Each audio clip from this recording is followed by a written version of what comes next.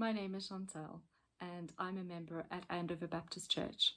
It's so good to be able to share with you this week in our theme of walking on water. The Bible reading is taken from Matthew 14, verses 22 to 33.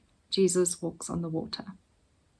Immediately, Jesus made the disciples get into the boat and go on ahead of him to the other side while he dismissed the crowd. After he had dismissed them, he went up on a mountainside by himself to pray.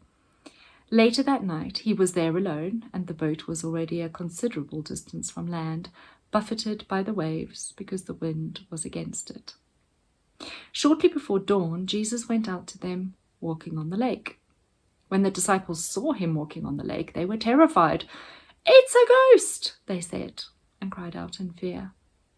But Jesus immediately said to them, "Take courage, it is I. Don't be afraid." "Lord, if it's you," Peter replied, "tell me to come to you on the water." "Come," he said. Then Peter got down out of the boat, walked on the water, and came toward Jesus. But when he saw the wind, he was afraid, and beginning to sink, cried out, "Lord, save me." Immediately Jesus reached out his hand and caught him. "You of little faith," he said, "why did you doubt?" And when they climbed into the boat, the wind died down. Then those who were in the boat worshipped him, saying, "Truly you are the Son of God." Peter, oh Peter, what a fantastic guy. Someone we can really relate to a lot of the time.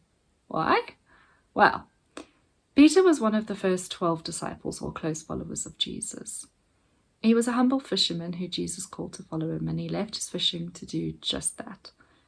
He's impulsive and rash and decisive, and he gets it wrong so many times, and yet,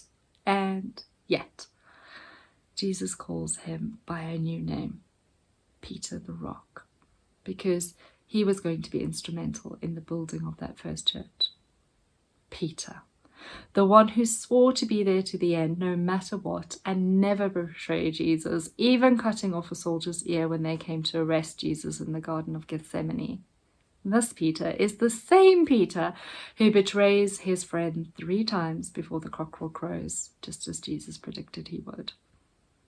But, and this is the beautiful story of grace, Peter is and remains one of Jesus' closest friends, and then goes on to become a strong preacher after Jesus leaves to go back to heaven. So of course it's Peter who steps up and says, "If it's really you, then tell me to come on the water." I love the words, "if it's really you." This is like a testing it out, the beginnings of faith. And in verse 29, Jesus says just one word, "Come." This is the invitation in all its forms. Jesus has already walked towards the boat. He's shown that he walks on water, that it's possible. He's done almost all of it.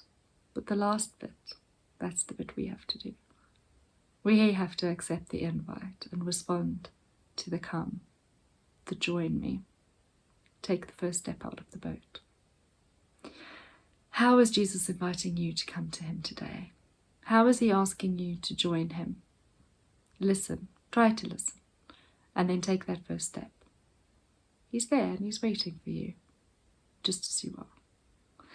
Listen in prayer to this song, "Come as you are."